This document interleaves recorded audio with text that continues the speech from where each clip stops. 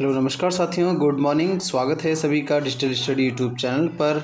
Discuss करेंगे दोस्तों इस वीडियो में हिस्ट्री के टॉप 30 क्वेश्चंस जो कि UP BEd entrance exams and other state BEd entrance exam में अक्सर पूछे जाते हैं। तो वीडियो को बहुत ध्यान से देखिएगा। वीडियो यदि आपको ये हेल्पफुल लगता है तो प्लीज़ वीडियो को एक लाइक और एक शेयर ज़रूर करें। अपने व्हाट्सअप फेसबुक ग्रुप में शेयर कर दिया करें। जो लोग चैनल पर फर्स्ट टाइम विजिट कर रहे हैं तो प्लीज़ चैनल को सब्सक्राइब कर बेल आइकन प्रेस कर लीजिए, से आने वाली वीडियोज़ की नोटिफिकेशन आपको मिलती रहेगी। चलिए डिस्कस करते हैं आज का यह सेशन। पहला क्वेश्चन आपकी स्क्रीन पर है, हड़प्पा सभ्यता की खोज किसने की थी? तो देखिए ये बड़ा चर्चित क्वेश्चन है और कई बार पूछा गया है। दयाराम साहनी, राखलदास बनर्जी, एम वत्स या फिर अन्य। तो राइट आंसर इसका हो जाएगा आपका दयाराम साहनी। दयाराम साहनी ने 1921 में हड़प्पा सभ्यता की खोज की थी। और राखलदास बनर्जी की बात करें तो इन्होंने मोहनजोदड़ो की खोज की थी। ध्यान रखिएगा, मोहनजोदड़ो की खोज की थी। और यदि पूछा जाए कब की थी तो ये आपका 1922 में मोहनजोदड़ो की खोज की थी राखलदास बनर्जी और जॉन के मार्शल ने। इन दोनों को संयुक्त रूप से श्रेय जाता है। अब ये बात की जाए स्थानों की इनके, तो देखिए जो हड़प्पा सभ्यता है जो 1921 में हुई थी, ये इस समय पाकिस्तान का मॉन्टेसरी ज़िला है। ठीक है। और यहाँ पर राखलदास बनर्जी जो इन्होंने जो मोहनजोदड़ो की खोज की थी, ये पाकिस्तान के सिंध प्रांत में एक जगह है। यदि दोस्तों इस वीडियो का आपको पीडीएफ चाहिए डिटेल वाला तो आपको टेलीग्राम चैनल ज्वाइन करना होगा। टेलीग्राम चैनल का लिंक मैं आपको नीचे डिस्क्रिप्शन बॉक्स में दे रहा हूँ, वहाँ से आप डायरेक्टली टेलीग्राम चैनल ज्वाइन कर सकते हैं। नेक्स्ट क्वेश्चन है, वह शासक जिसने एक सच्चे जैन मुनि की तरह उपवास के द्वारा शरीर त्याग दिया था? राइट आंसर इसका क्या हो जाएगा? ऑप्शन नंबर सी सही हो जाएगा, चंद्रगुप्त मौर्य। चंद्रगुप्त मौर्य का शासनकाल कब रहा था आपका? ये आपका 322 ईसा पूर्व से लेकर और 298 ईसा पूर्व तक रहे थे। ठीक है। इन्होंने सच्चे एक जैन मुनि की तरह अपना शरीर जो है वो त्याग दिया था। ऑप्शन नंबर सी सही हो जाएगा। चाणक्य जो इनके ही प्रधानमंत्री थे, चंद्रगुप्त मौर्य के। नेक्स्ट क्वेश्चन, तराइन का प्रथम युद्ध 1191 में किस किस के मध्य लड़ा गया? देखिए तराइन का सब जानते हैं, दो युद्ध लड़े गए थे। एक आपका 1191 में लड़ा गया था, दूसरा आपका 1192 में लड़ा गया था। ठीक है। अब देखिए जो 1191 वाला युद्ध था वो पृथ्वीराज द्वितीय, तृतीय और मोहम्मद गौरी के बीच लड़ा गया था, यानी कि ऑप्शन नंबर बी सही हो जाएगा। अब दूसरा आप समझ लीजिए, 1992 का युद्ध जो है वो पृथ्वीराज चौहान और मोहम्मद गौरी के बीच लड़ा गया था, जिसमें क्या हो गया था, पृथ्वीराज चौहान की हार हुई थी और फर्स्ट टाइम में जीत हुई थी। ऑप्शन नंबर बी आपका इसमें राइट आंसर हो जाएगा। नेक्स्ट क्वेश्चन, विधवा पुनर्विवाह का कानून कब बना? विधवा पुनर्विवाह कानून बना आपका 1856 में। 1856 में कानून बना। ईश्वर चंद्र विद्यासागर की वजह से ये विधवा पुनर्विवाह कानून का गठन संभव हो पाया। देखिए विधवा पुनर्विवाह के नाम से के गठन के लिए किसने आंदोलन किया था, ये अक्सर क्वेश्चन पूछा जाता है। तो ये किया था आपका ईश्वर चंद्र विद्यासागर समाज सेवी थे। नेक्स्ट क्वेश्चन, क्वेश्चन नंबर 5 है, इंग्लैंड में गृह युद्ध कितने वर्षों तक चला? तो इंग्लैंड में गृह युद्ध आपका 7 वर्षों तक चला। ऑप्शन नंबर बी आपके इसमें सही हो जाएगा, 7 वर्षों तक गृह युद्ध चला। नेक्स्ट क्वेश्चन, किस अवधि में रामायण एवं महाभारत की रचना हुई? देखिए रामायण और महाभारत दो काव्य ग्रंथों की रचना हुई थी आपका, ये आर्य अवधि में हुई थी। ऑप्शन नंबर डी सही हो जाएगा, आर्य अवधि में इन दोनों की रचना मानी जाती है। नेक्स्ट क्वेश्चन है, गुप्त समाज की स्थापना किसने की थी? तो गुप्त समाज की स्थापना किसने की थी आपका? तो ये सही आंसर इसका हो जाएगा आपका चंद्रगुप्त ने। ऑप्शन नंबर बी सही हो जाएगा। ठीक है, चंद्रगुप्त ने।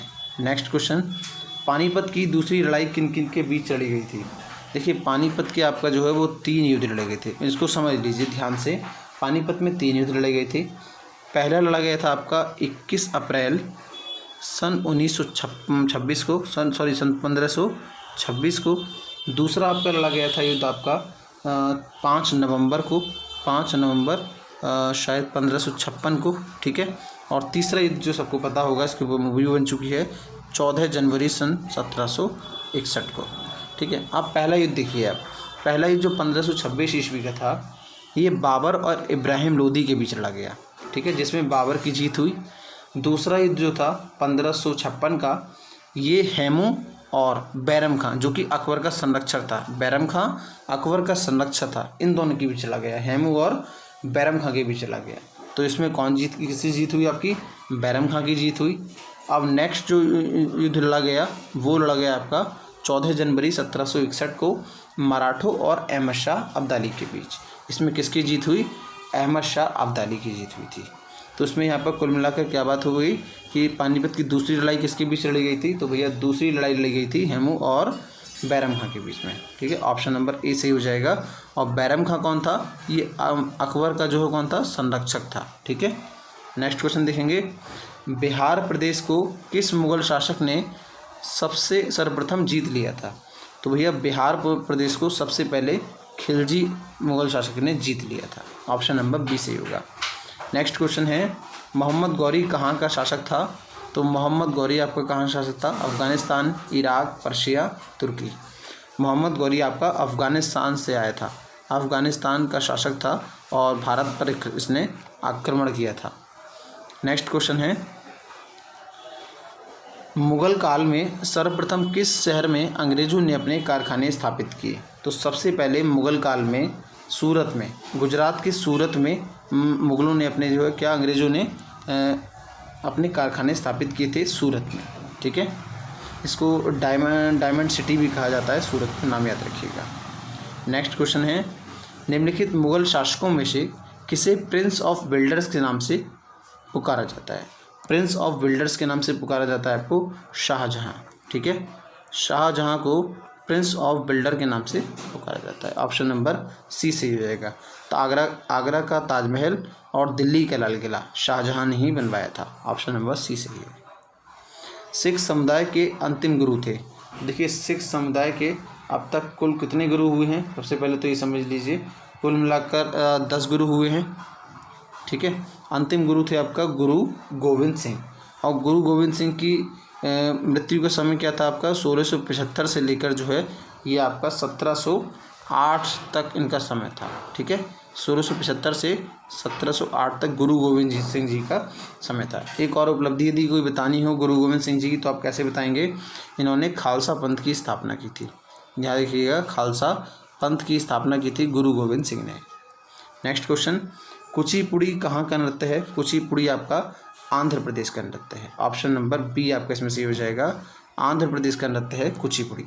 बात आंध्र प्रदेश की चल रही है तो आंध्र प्रदेश के बारे में आपको थोड़ा बहुत पता होना चाहिए। आंध्र प्रदेश की बात चल रही है। आंध्र प्रदेश की राजधानी क्या है? आंध्र प्रदेश की राजधानी आपकी अमरावती। ठीक है, आंध्र प्रदेश के मुख्यमंत्री कौन है? Y S Jaganmohan Reddy. Y S Jaganmohan Reddy. और आंध्र प्रदेश गवर्नर कौन है? तो गवर्नर है आपके विश्वभूषण हरिचंद्रन। विश्वभूषण हरिचंद्रन ये आंध्र प्रदेश के गवर्नर हैं।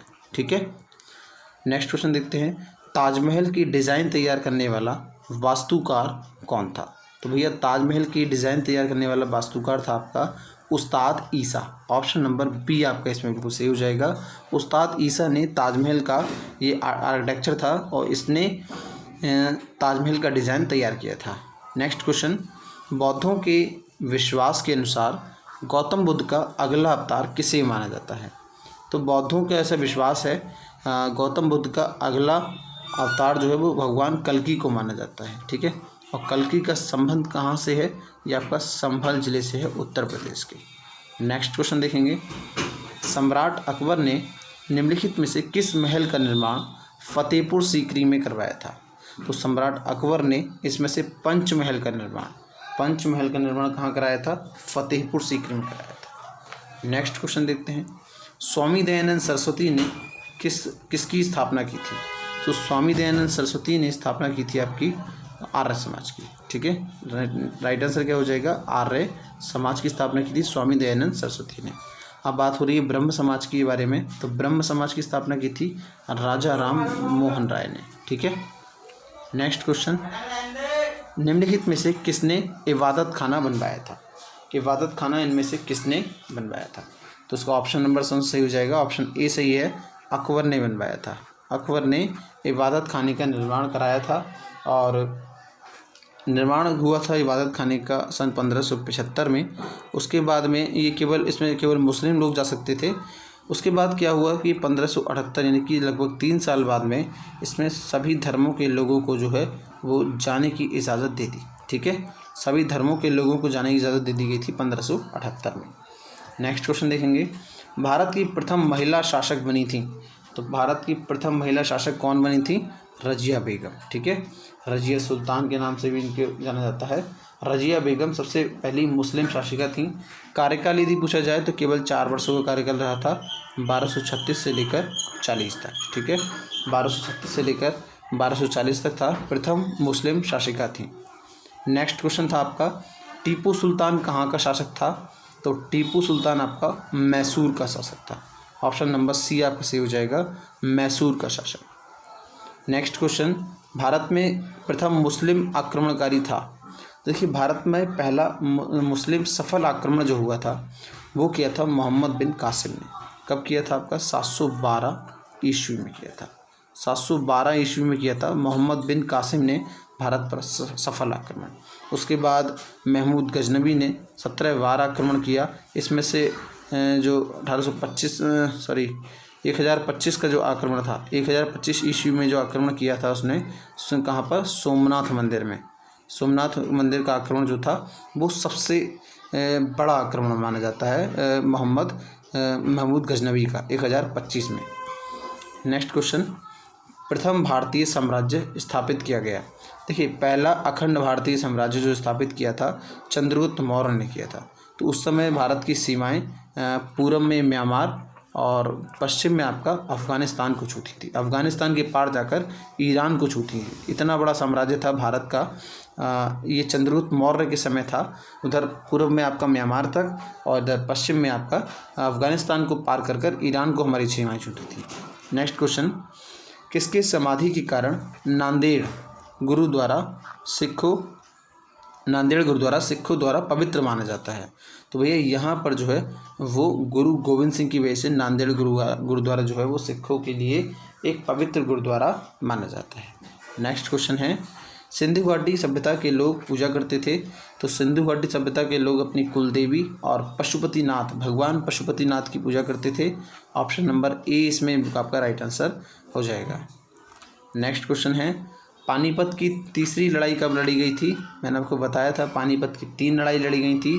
पहली 1526 में, दूसरी 56 में, तीसरी 1761 में। तो बात चल रही है 1761 हो जाएगा। तीसरी लड़ाई, यदि डेट भी पूछता तो हम डेट भी बता सकते थे, 14 जनवरी।